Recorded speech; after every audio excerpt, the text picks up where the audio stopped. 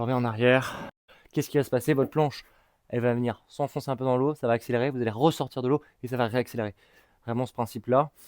Et là déjà, vous allez peut-être sentir plus de contrôle. Vous allez vous rendre compte que la planche, vous pouvez la lever comme l'écraser.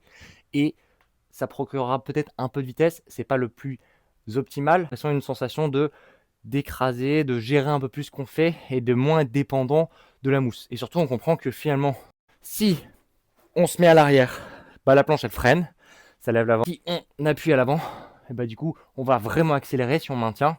Mais attention à ne pas s'enfoncer dans l'eau. Donc en combinant les deux, finalement, on peut vraiment avoir cet effet de comme un dauphin qui sortirait de l'eau, quoi. Hop, hop. Là, c'est vraiment pas facile à faire sur le plat. En termes de sensation, moi j'ai l'impression qu'il se passe pas grand chose. Et là, ça lève, appuie.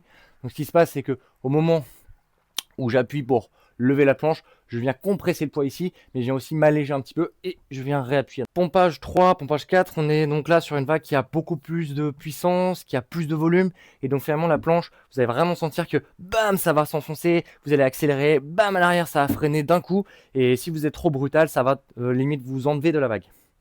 Vague glisse, ok, vague glisse, je vais y aller plus doucement, je vais maintenir un petit peu, c'est vraiment beaucoup plus subtil, je maintiens légèrement vers l'avant, je descends, je vais essayer de venir mettre du rail avec le talon pour venir descendre si je suis en gauche, donc descendre par là, tac, et si je veux descendre finalement en droite, je mettrai un peu plus sur les orteils, je m'inclinerai un petit peu plus par là, et je descendrai donc sur une vague glisse en allant par là, de venir compresser et de redescendre dans la vague. Donc, pompe à 6.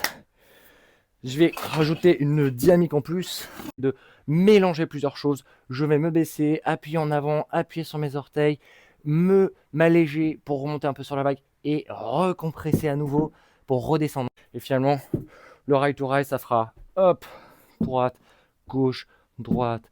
Et la planche, elle va vraiment aller beaucoup plus vite. Elle va filer sur chaque rail, prendre énormément de vitesse. N'hésitez pas à me poser des questions. Soit que ce soit dans le groupe ou dans les commentaires. Et on y répondra ensemble. Il y a plein de choses à dire là-dessus. C'est très intéressant. Et surtout, prendre de la vitesse en surf, c'est la base. C'est ce qui vous permettra derrière de faire énormément de choses. Allez, je vous dis à bientôt.